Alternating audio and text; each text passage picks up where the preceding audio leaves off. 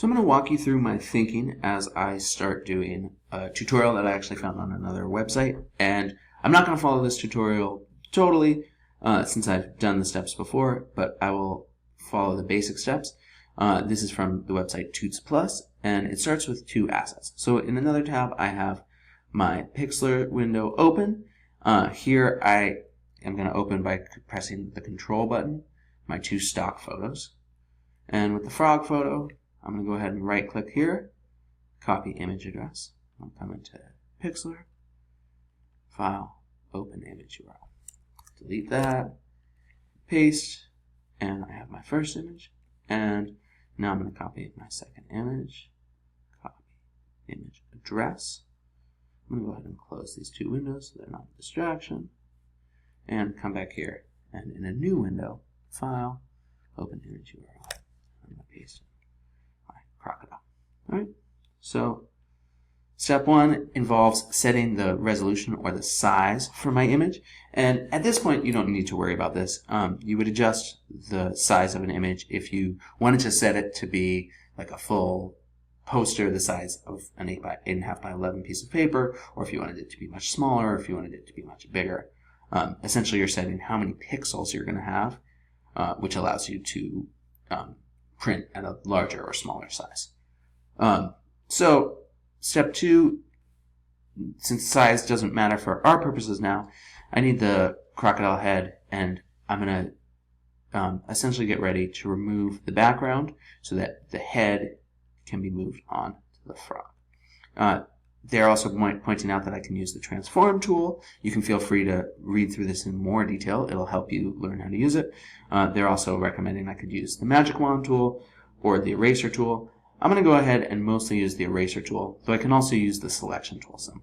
So I'm going to start with this selection tool.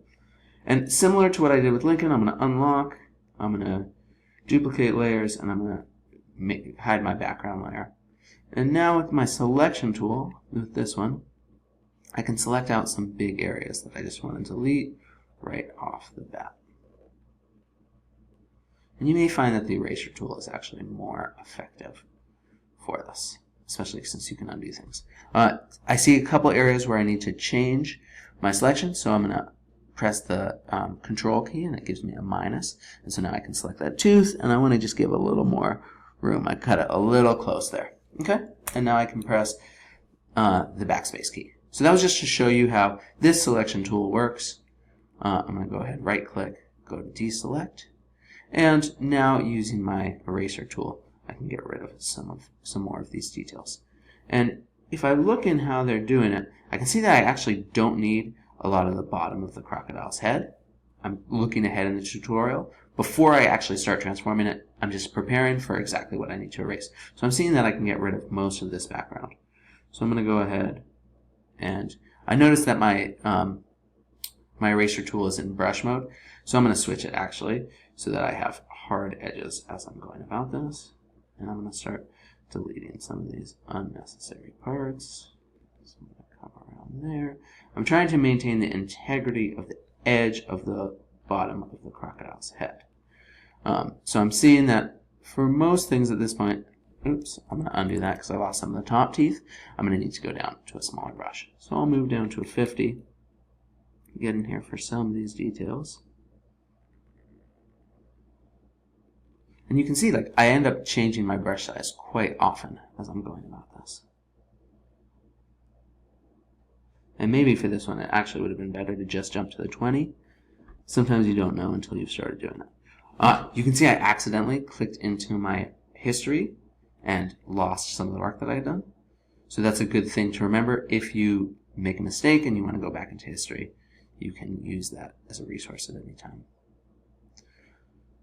So I'm going to just erase a lot of these parts. It does not have to be perfect yet, especially because I will continue to blend. But I'm going to spend about 30 more seconds getting some of these details done.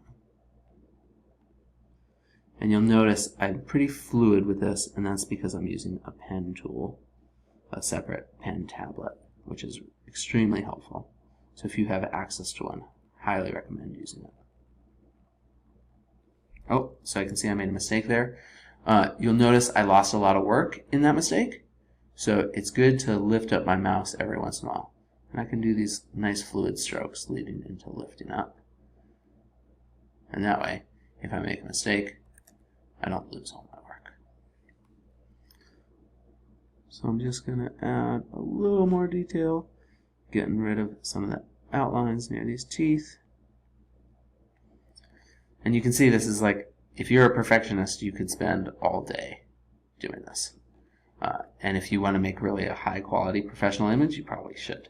But if you're really working on learning the tool or trying to create like a mock-up, then you don't need it to be totally perfect. And really the point of doing this tutorial right now is to learn how to use this tool, how to use blending, so that we can do both mock-ups and more professional polished jobs. So at this point, I'm going to go ahead and move to the feathered edge just for some final touch-ups. Do some down there, do some around the teeth. And it's fine to have a small feathered edge because it won't be particularly noticeable as I'm going into blending.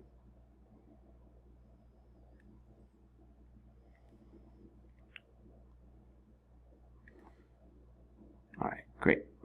So I am ready now to select my image. To do that, I'm going to go Control A and Control C to copy, and I'm now ready to paste on to the image of my frog. And I'm going to just quickly reference my tutorial. I see that I should be using the transform tool to change the size of my crocodile head. And then I'll be ready to match the frog and crocodile using the clone stamp tool. So first step, edit, free transform. I'm going to hold shift to keep my proportions the same, though in reality I may find that I actually want to stretch this guy out a little bit, just a little bit. I'm going to bring the head in like that. Perfect. All right, I'll press enter. And one thing I am seeing is they're pointing out with figure 1 that the eye, let's see where it says it, we're going to erase the eyes. I've looked ahead at the tutorial, so I already know that's coming. And we're going to do some blending using some of the natural lines here before we get into coloring and shading. So I have a sense of what it is I'm going to be doing. I'm going to go ahead and get my erase tool out again. I'm going to give it more of a hard edge and just erase some of these little details. I'm going to erase around the eye here so that the frog's eye is fully visible. And I'm kind of just going back and forth as I do this, trying to slowly get it to the right place. And then I'm going to use my clone tool. And you can notice I could use a hard or soft brush. I definitely want to have sample all layers there because I'm going to be cloning some parts of the frog layer and bringing it into the crocodile, and so cloning some parts of the crocodile and bringing it into the frog. So when I press the Alt button, it's actually a little hard to see, but when I press the Alt button, I can set my target, and then that'll set where it is I'm drawing inspiration from or imagery from as I'm dragging along. And you can see I've now blended that pretty smoothly. I noticed in the tutorial that they were recommending using this natural line of the frog. So I'm going to just use my eraser tool a little bit and allow that frog's natural line to come up in here. I'm going to undo and retry it. I'm going to just take off that edge here. Oops, eraser. Take off the edge here. Turns out that edge is from the frog and not the crocodile. So I will use my clone tool. I'm going to set my position. I'm just going to bring this up a little bit.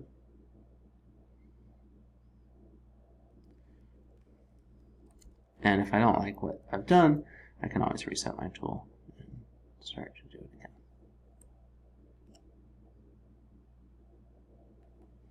Okay. I can always go in there too and finesse a little bit with erase. So that's trying to kind of bring that out, and like so. Alright, I'm feeling pretty good about my blending job. Kind of wanting to finesse a tiny bit in here about this line, but it's starting to get better. Alright, so my next step is going to involve doing coloring and shading. And this tutorial was actually created for Photoshop, where you can you can add masks to your layers so you can apply different effects.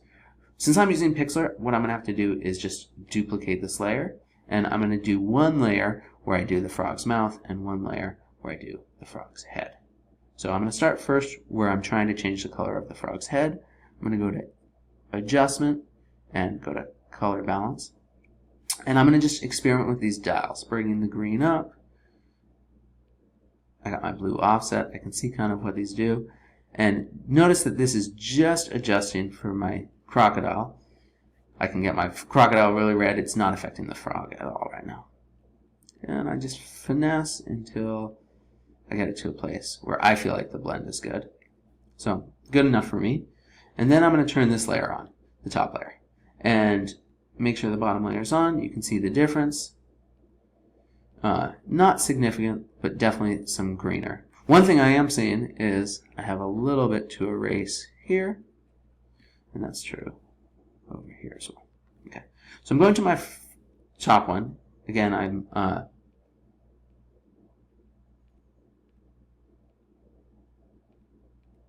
I'm seeing that my layer 1 is actually where my green is. So layer 1 is where my green is. You can see that constantly I'm making mistakes and changing things. For this, I'm going to actually want to erase everywhere where my green is so that it'll show through. So I'm going to go ahead and do that now.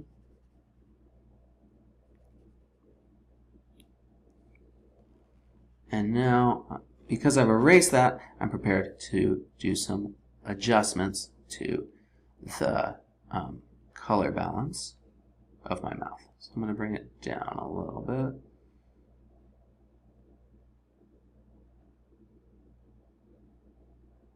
I want that mouth to be a little yellower. And perfect. And then I can also do things like hue and saturation.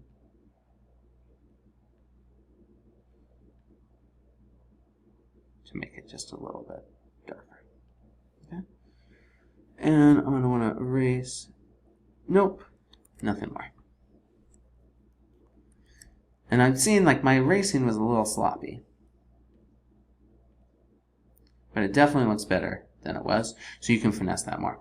So this isn't perfect. Definitely take your time as you're working with your image. But that's a rough overview of kind of my mentality and the tools that I would use to make a version of a Frogidile. And of course, I'm sure you can do a better job. It's just a matter of how much time you take and making sure that you're really mastering those tools.